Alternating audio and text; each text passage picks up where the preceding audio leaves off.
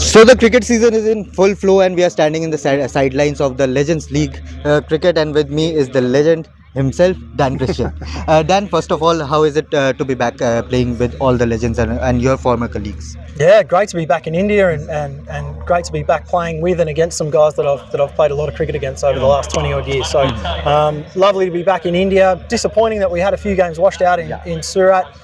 Because that's a fantastic ground and a fantastic wicket. We've seen some pretty high scores there when we have been able to get on. But yeah, it's great to be back and great to be back out there on the field too. And after this Jammu leg, Legends League will be going to Kashmir. After 40 years, there's a match happening there in the valley. One of the most beautiful, picturesque places you will see in the world. How excited are you? Yeah, very excited. I've had a look on Google at some of the photos, and it sounds absolutely stunning and looks absolutely stunning in the photo. So really looking forward to getting up there. Yeah, it looks like an absolutely stunning place in the world. Right. And the guys have said that the cricket pitch up there should be really good as well. So yeah, looking forward to that. It's going to be amazing, no doubt about that. Coming up a bit to the IPL, you have made a mark in the IPL as well.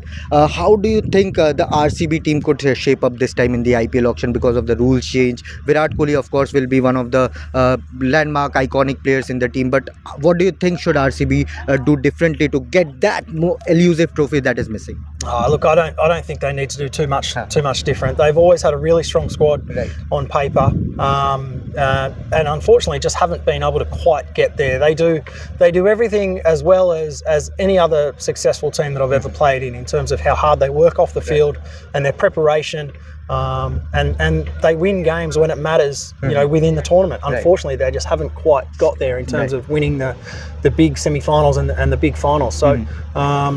Look, they're close. They're really close. I think Virat deserves it. He's had such a wonderful career and been such a successful player and brilliant captain for India and won trophies for India as well. So yeah, look, I don't think they need to do too much differently. Just put together another good solid squad and I'm sure they won't be far away.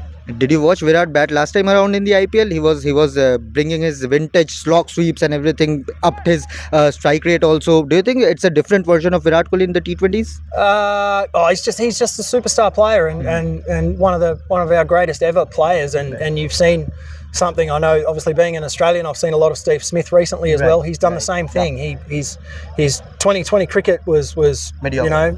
A touch mediocre, and he got dropped from the Australian team, and now he's gone back to the leagues and he's absolutely dominating the leagues and just changing his game and adapting his game to still be able to dominate them. So similar to Virat, they just keep finding a way to be the best players in the world, and that's I guess why they are the best players in the world. Another player who is part of the LLC, who will be now the mentor of RCB and the batting coach, Dinesh Karthik. How do you see him making an impact into that dressing room and in the team environment?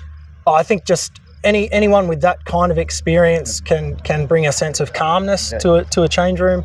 That's one of the great things about having former players that have played a lot of cricket. It's great having them in your coaching staff because they've been in all the situations that the players are going to be in out on the field. So there's always someone to run your ideas off and talk to about the way that the game might end up panning out. So he'll be a great shoulder to lean on for a lot of the guys in that team.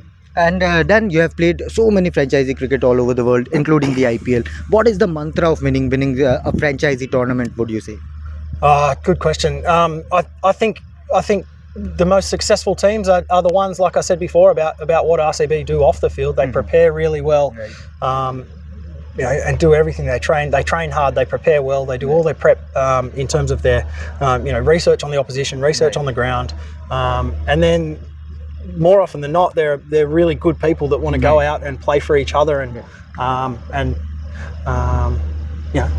just have a really good time on the field. The most successful teams tend to be the ones that are having the most fun and really enjoy each other's company, enjoy each other's successes as well. Someone once told me the happiest teams are the most successful teams in franchisee cricket. Definitely, and that's one of the things that you need to try and get right, and that's one of the things that the recruiters need to try and get right. The management, whenever they're picking teams, is trying to get guys together that will mould really quickly in the change room. Because you're not spending a full year together, you're spending 2 months or 6 weeks or 4 weeks, whatever it might be, depending on the tournament. So you need to get guys together that are going to gel and are going to want to play for each other. And during when I was young, India versus Pakistan used to be the rivalry. Now India versus Australia is the rivalry, and we are awaiting the Border Gavaskar Trophy later this year. What are your expectations? 2 times in the last 2 tours, India have won. Can they make it 3 times? No, Australia are going to win this one. You are being biased now. Yeah, of course.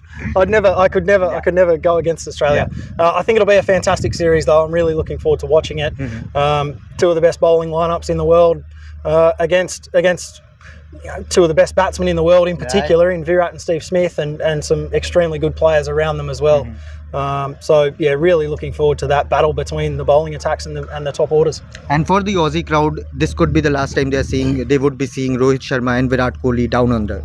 Would that be a special occasion for both of them and plus the Aussie crowd? I think so. Yeah, it's always great to have the best players in the world out in Australia and playing international cricket. I've got no doubt the crowds are going to be amazing. I know that there's a little bit of Test cricket's maybe not as popular as what it once was, but when it comes to Australia and India and Australia and England, particularly at home, we tend to fill the stadiums up. So it's going to be a great spectacle and yeah, great to see Virat and Rohit back out there again. I'm sure they're going to do well, but hopefully not too well. My last couple of questions, quick ones. What would be your prediction for the series? 3-1 Australia with a washout in Sydney. With a washout in Sydney, he's making weather forecast as well at the same time. And who would be the 2 players to watch out for from each team? Shubman, Yashasvi are making great grounds. Yeah. Jasprit Bumrah is there. Ashwin will be there. Yep. So many superstars. Exactly. That's what makes it so tough to pick. 2 of the best spinners in the world in Lyon and Ashwin, and then the fast bowling attacks, Bumrah and Pat Cummins, Hazelwood, Stark, Boland, and then Smith v.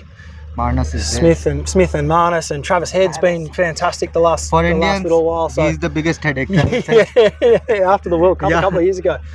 It's just going to be a brilliant series to watch. Every single matchup's going to be great to watch, and it's going to be edge of your seat stuff. But from watching Bumrah bowl at Steve Smith and Pat Cummins bowl at Virat, and it's going to be awesome. Can't be bigger than this. Thank you so much, Dan, for taking time out for this. No problem. And all the best for the Srinagar leg. Thank you. And further in your career. Thanks very much. Thank you so much.